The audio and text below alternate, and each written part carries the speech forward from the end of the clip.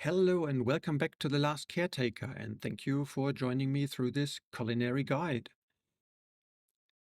In this short video, we will be looking at the types of food that you can prepare, the intermediary products you will need to prepare these foodstuffs, and where to obtain the raw materials to produce these intermediary products in the first place. I will zoom through it all at a reasonable pace, so don't forget there is a pause button for you to look at the details. Additionally, there is a table at the end of the video that will hopefully help farming the right resources for the food you're after. When preparing the incubation racks at Lazarus Station, your projected human needs to fulfill three criteria. It needs a minimum height, a minimum weight, and a minimum life expectancy. While life expectancy tends to fall into place along the way, height and weight require specific food. Hence, let us start with the types of food, which there are more or less four of. First, we have food that contributes significantly to height, among other things, of course. Then we have food that contributes significantly to weight, again, among other things. Then there is balanced food with equal focus on all applicable parameters. And lastly, there is food that emphasizes on intellect and life expectancy. The first group is the largest. There are 6 different foodstuffs that will significantly help increasing the vertical dimension of your creation. Among these are also the top tier foodstuffs. Don't be surprised that I sorted it from top to bottom, as I assumed we are always trying to get the best food before looking for alternatives. We start with Ultima Genesis at level 19, which requires a good amount of bioflesh. Same goes for the level 18 Hyper Evolution. Also level 18, but more varied in the resource department, is Nanite Infusion, which requires also bioflesh, but additionally biodark and biowaste. Then there is Mitochondrial Surge at level 17, which is also made from bioflesh alone. At level 14, we can prepare Bone Fortify, which we will need bioorganic, biodark, and biolight, or omega-3, calcium, and vitamin D, respectively. And lastly, the lowest level food in this group is Physique Fuel at level 8, for which you will need biowaste and bio-seaweed.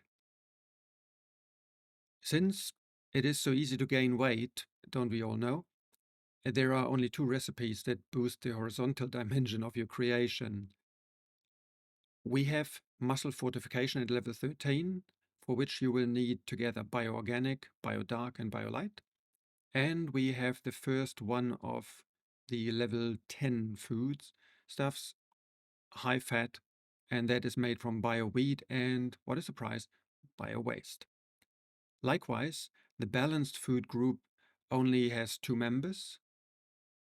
This group has the most complicated recipe in the shape of the level 15 immune boost, which requires you to collect bioorganic, biodark, biolight, biowaste, and bio-seaweed.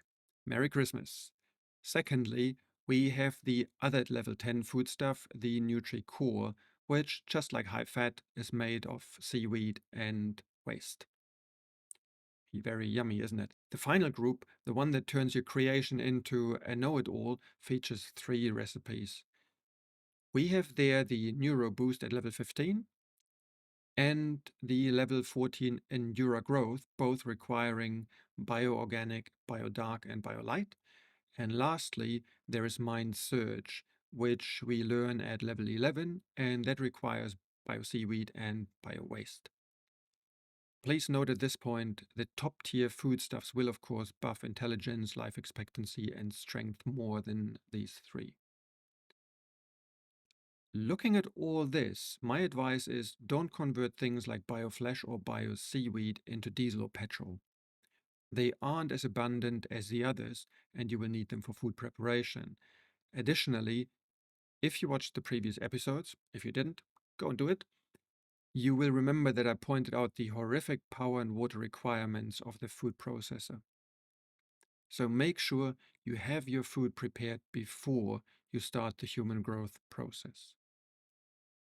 Finally, here is a short table that lists all required resource types, how to obtain them, and what they turn into. I know, I didn't mention the names of the intermediary products, except for once earlier in this video, because, well, we only look at them when we prepare the food, but not when we are collecting resources.